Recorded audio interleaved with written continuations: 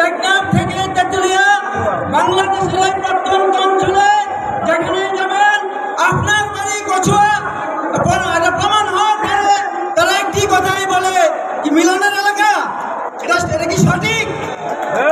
কাজেই মিলন একটি এমন নাম সারা বাংলাদেশের প্রত্যন্ত অঞ্চলে জানে। মিলন বাংলাদেশের সফল শিক্ষা প্রতিমন্ত্রী ছিল, বাংলাদেশের শিক্ষা খাতে ব্যাপক উন্নয়ন করেছিল। আজকে সেই মিলন আপনাদের সামনে উপস্থিত। এই মিলন ভাইয়ের কথা আপনারা শুনবেন এবং পরিশেষে আমি একটি কথা বলে, আমি আপনাদের এই স্কুলের ছাত্র। 1986 সালে এই স্কুল থেকে এসএসসি পাস করেছিলাম। আজকে আমি এই মাঠে বক্তব্য দিতে পারে নিজেকে ধন্য মনে করছি। পরিশেষে আমি আমার বক্তব্য শেষ করলাম। আসসালামু আলাইকুম। বাংলাদেশ জিন্দাবাদ। শহীদ জিয়া অমর, দেশনেত্রী বেগম খালেদা জিয়া জিন্দাবাদ।